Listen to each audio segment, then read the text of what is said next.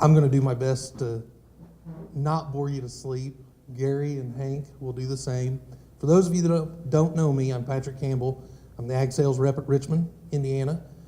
Gary Rushton is one of our ag techs at Richmond, and Hank Pegg is one of our parts representatives at Richmond. We're going to discuss some things with you on combine and header maintenance. So to start out with, I'm going to turn it over to Gary and let him go through the combine. Today, guys, I'm going to be talking on pre-season combine maintenance and daily combine maintenance. We're going to get started with pre-season maintenance. Guys, we're getting done with nitrogen application, fungicide. It's time to start thinking about harvest. We need to get our combines out. The first thing we need to do is get these combines out and wash them off, get them ready to go. Next thing we need to go over is it'd be nice to remove the rotor covers so we can inspect the rotor, the concaves, and the shoe augers. We can also see the front side of the chaffer and the shaker pan. Need to inspect those concaves, make sure there's no big dents, dings, broken bars. Same with our finger grates at the rear of the rotor. And also make sure that none of the bearings are out on our shoe augers or anything like that. Next thing we need to do is remove the top feeder house covers so we can inspect the feed accelerator and its wear plates. Make sure there's no broken serrated teeth or missing. None of the slats are dented up or busted. None of the hardware is missing. We also need to check our tire inflation. Our grain tanks are getting bigger and bigger. We've added draper heads. I'm not sure if you guys have a draper head, but those heads are heavy, so it's a good idea to make sure our tires are aired up, because if we have dual tires, you know that if you've got an inside or an outside that's flat, you won't ever be able to tell it very well if the other one's flat. We also need to change the engine oil and filter, change the fuel filters, and clean the sediment bowl so we can get the water and all the debris out of there. We also need to check and adjust all the belts and chains. We also need to remove all the air filters, the inner and outer cab filter, the inner and outer engine air filter, and then on our final Tier 4 combines, our DEF combines, we need to remove the clean air blower filters and get those cleaned out. We need to grease the entire combine. That way we can check all of our bearings, make sure that none of the grease seals are pushed out. Also gets us in there so we can do a good visual inspection of everything. It's also a good time to change the oil in the reverser and the primary countershaft gearbox. The primary countershaft gearbox takes straight 80-90.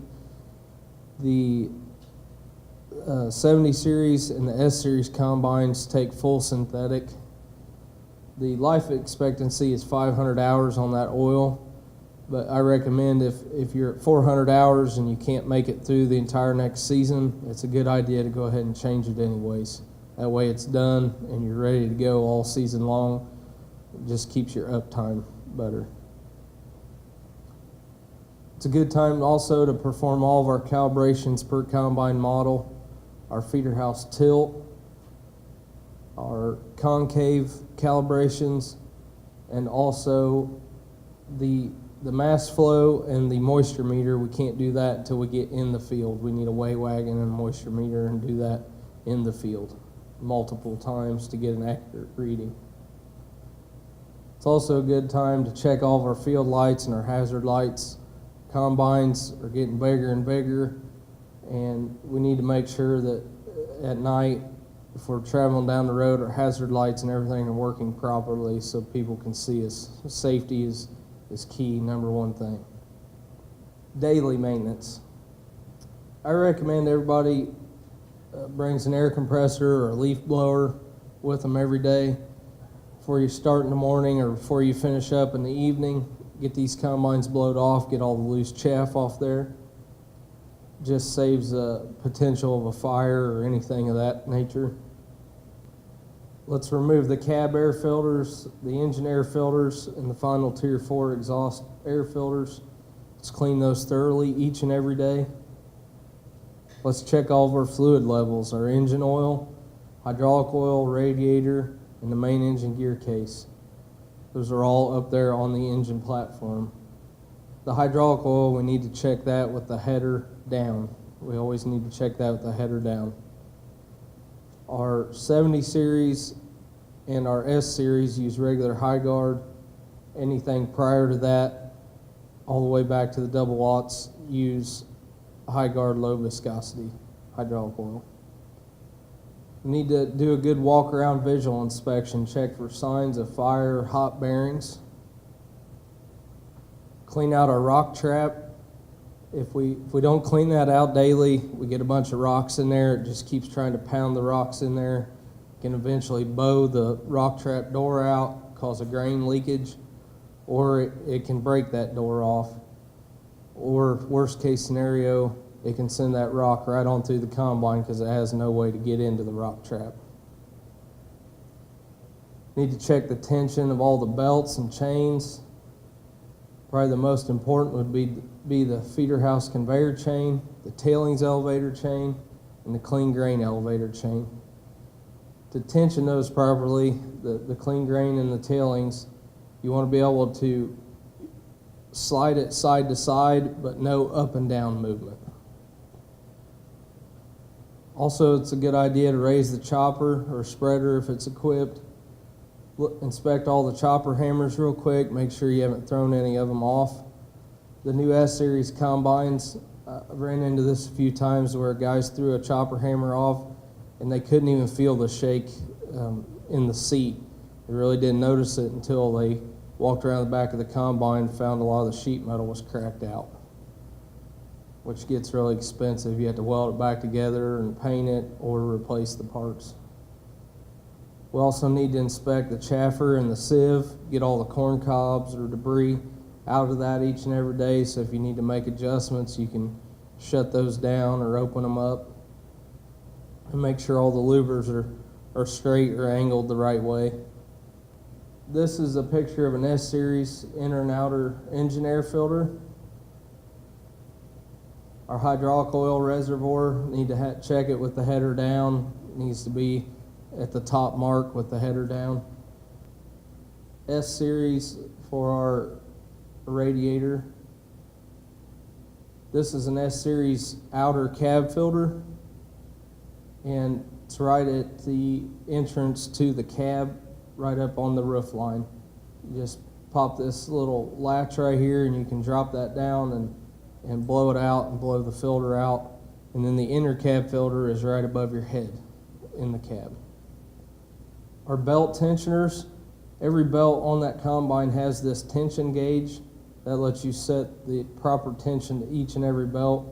You need to loosen the jam nut and tighten it until the top of the washer and the top of this gauge are flush with each other. Our clean grain elevator and our tailings elevator, need to remove this shield right here, loosen the 4 bolts for the bearing mount, and then you can use this bolt right here and set the tension on that chain. This is a picture of the inside. These holes are slotted where the bearing and the shaft can move up and down. If we're at the end of our travel in these slots, we either need, and we can't tension the chain anymore, we need to try to find the half link and remove it if it's there. Or I suggest if the half link's already gone, the chain's probably stretched out all the way and worn out, and it needs to be replaced. If you don't want to replace it, you can break the chain and remove a link, but you would have to add a half link back to it so that you can get it put back together. This is a decal for all the grease points on the right-hand side of the combine. We suggest you follow the hour recommendations. You can also find this in your operator's manual. All the grease points on the left-hand side of the combine. I want to ask, does everyone know that there's a grease fitting right here behind the electric clutch? Were you guys aware of that? No. It's not labeled anywhere, and I have yet to find it in the operator's manual, but right behind the electric clutch right there, there's about a 2-inch gap in a small shaft, and there is a grease fitting in there. Yeah, you might have to roll the separator around and turn the drive shaft. That'll turn that shaft, and you can find that grease fitting. We recommend 2 pumps about every 100 hours. It doesn't take a lot of grease, doesn't need a lot of grease. It's really just to help everything stay from getting bound up in there. If you'd have to take the electric clutch or anything off or that shaft out, makes life a lot easier if you had to make a repair there. And then down here on our reverser, there's, if equipped, if you have a 5-speed feeder house, you wouldn't have this down there. But the reverser down here, there's 2 grease fittings, and we need to put one at 12 o'clock and one at 2 o'clock. The one at 12 o'clock, you need to give 12 pumps a day. The one at 2 o'clock, 2 pumps a day. That way, you don't want to overgrease the one with 2 pumps, because if you do, as it heats up, it'll start throwing that grease out of the shivs, and it'll coat your belt, and then it'll make your head slip. You can, if you catch it early enough, you could clean the grease off of that with some brake and parts cleaner and rags. If not, you'll have to probably take the belt off and replace it. Our feeder house drive slip clutch, it's like any other slip clutch. Just 1 or 2 pumps every 400 hours is a plenty for a slip clutch. If we overgrease it, it'll start to slip, and if you can't take it apart and clean it, you'll just have to replace it. Any questions on daily or pre-season combine maintenance? Yes. When should you replace the fire extinguisher? The red dry charge fire extinguishers, as long as it is still in the green, is still holding its charge. So it should be good there. And then your water can't.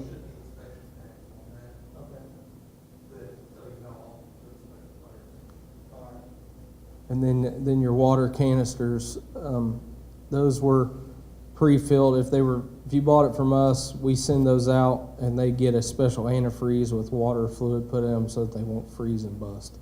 Okay. As long as it's still holding pressure, that's just an air charge in there, so you should be good with it. Okay, I'll turn it over to Hank for cornhead maintenance. Alrighty, I'm Hank Pegg. I work at the parts counter at the Richmond store in Indiana. I'm going to go over your basic cornhead maintenance, daily and seasonal maintenance. First, we'll go over the pre-season service maintenance.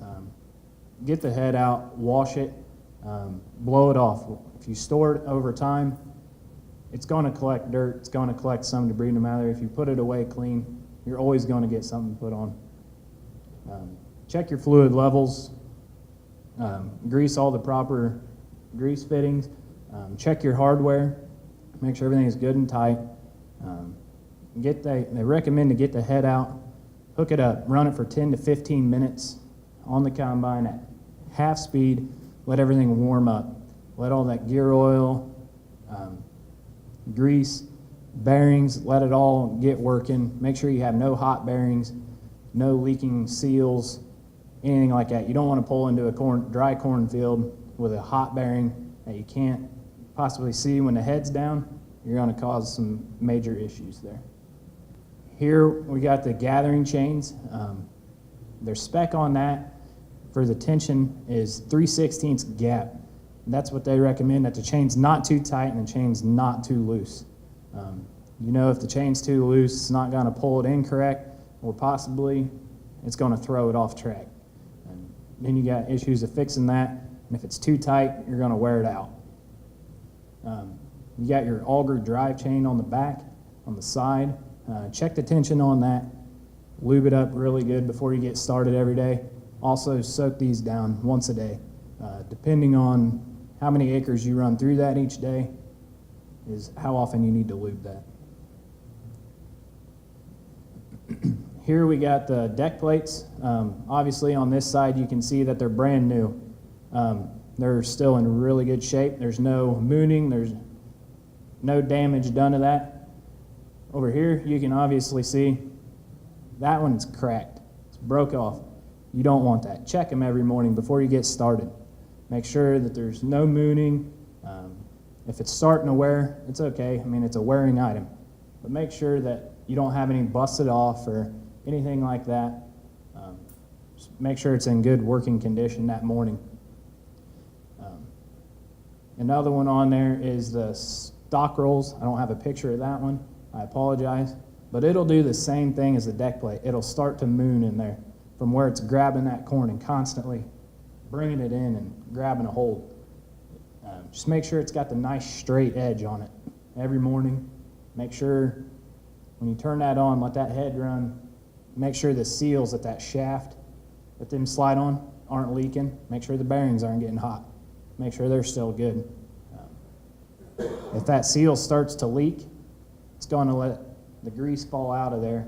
That's going to hold debris on the bottom side of that. Debris building up is going to cause bearings to seize up. It's going to start to cause things to break down on you. So just a nice little thing to check every day. Here you got your single point hookup. Obviously, you don't want it to look like that. All that debris right there is not a good thing. Clean it out every day. If you got a leaf blower, if you got an air compressor on your truck, however you guys do it, just blow it off. Blow all that debris out of there. Wipe all the grease off. If you're not getting a good solid connection in that hookup, it's going to cause your combine some major issues. It's not going to jive. It's not going to read the head. It's not going to read the sensors and everything properly like it should. I know Gary, he's had a customer a while back that his combine was going crazy because it wasn't getting a good connection. They looked at all the sensors, didn't see anything, and they finally saw that that was full of dirt. Pulled it out, cleaned it, hooked it back up, worked just fine. So just keep an eye on that, blow it out every day. Make sure the hydraulic hookup parts aren't leaking. Make sure the O-rings are still sealing right. Make sure it's flush. Wipe all that grease off. Just, like I said, make sure it's a good, solid connection. Make your life a lot easier that morning. Here we got your corn head grease for your 40s, 90s, and early 600 series corn heads.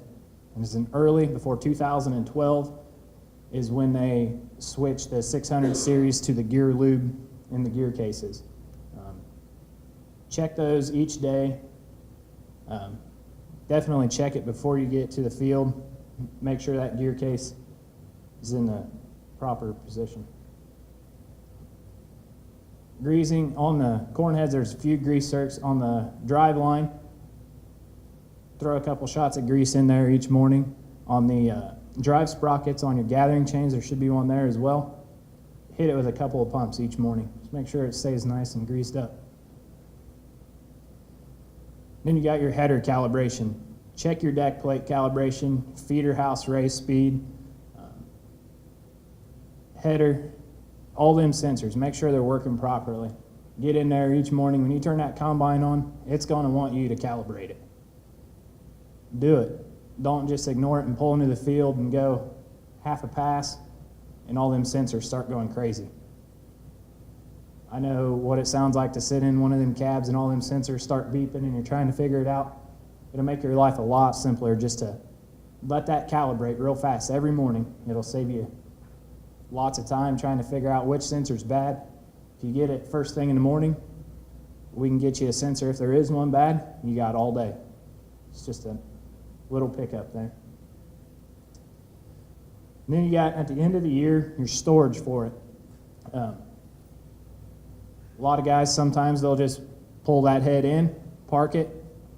We'll get to it next summer. Myself personally, get done, I want to clean that head off.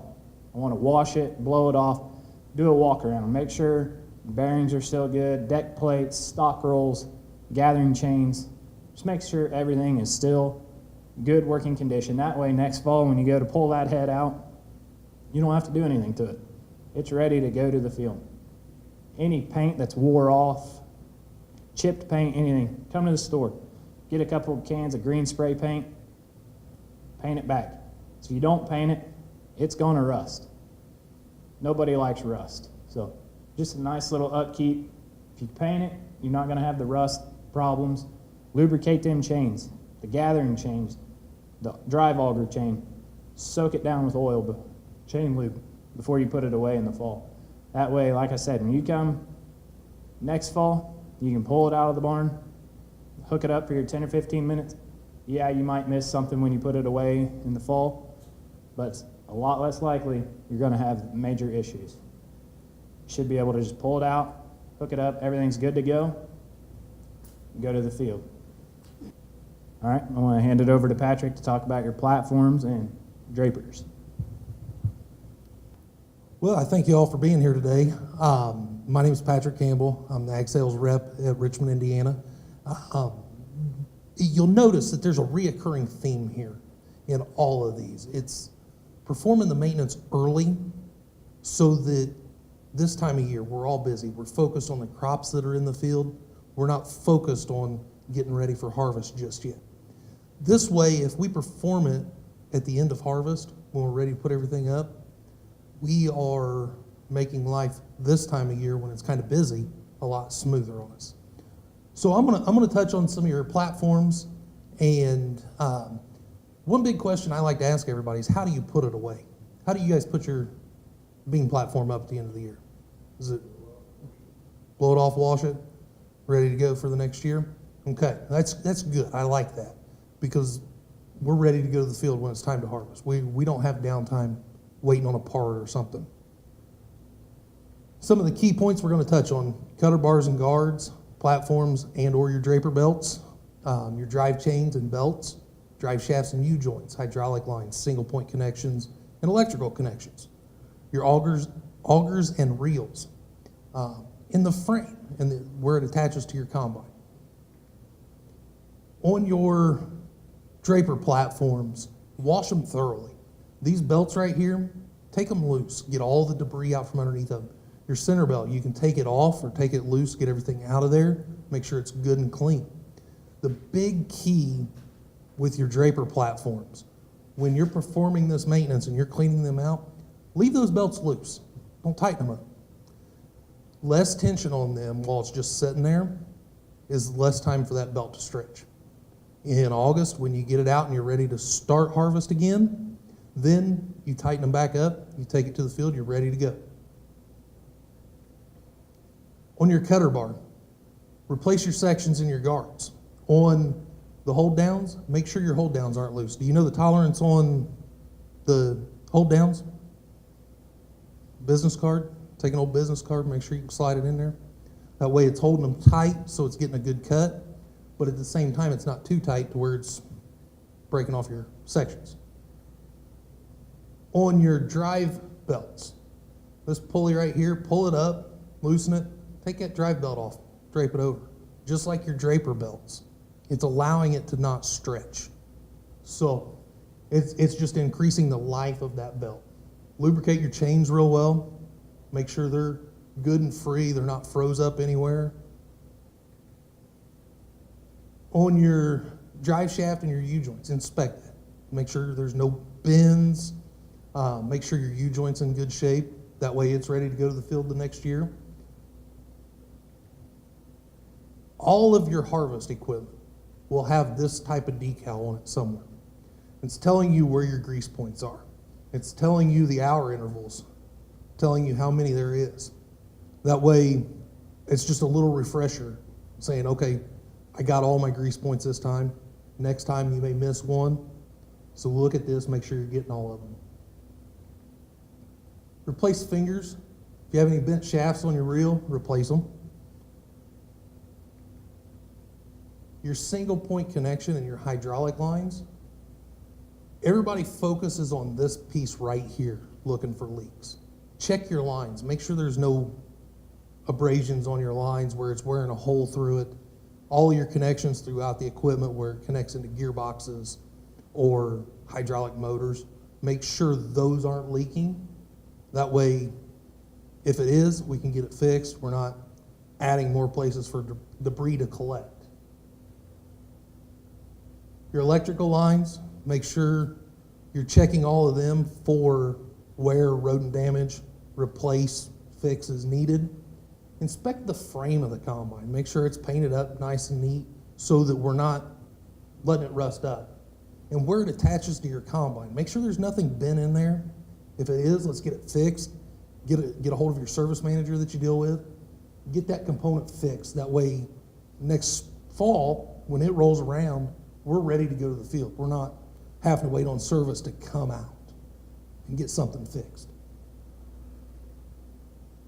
On your auger platforms, make sure all your fingers are in good shape. If they're broken, bent, fix them. They're on the older auger platforms, you can actually retrofit them with the new poly fingers. On your draper platforms, replace fingers on your center drum. Check all your gearbox fluid levels and inspect the draper belts themselves for damage. Damage on that draper belt, if it's wearing real bad on one side, that could point you to an area that may have another issue. One of the bearings on the rollers may be going out and it's letting it sag off to one side and rubbing. So, and leave them loose. Like I said, the big reoccurring theme here is performing this maintenance early.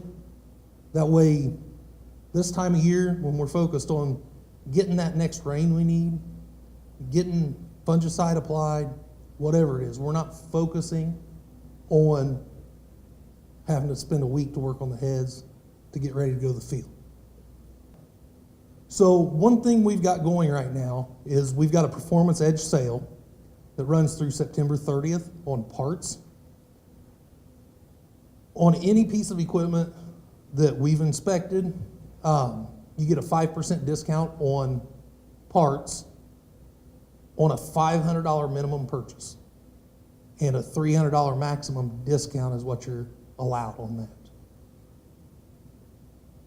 That runs through September 30th. It's a good time. You have anything wrong, it's a good time to get your parts ordered and get that discount on them. There's also the same program on a $1,000 minimum, you get 8%, a $500 max discount. With this program, you can also receive no payments, no interest until March 1st of 2017. So that's going to move that payment till after harvest, if need be. You can pay it any time.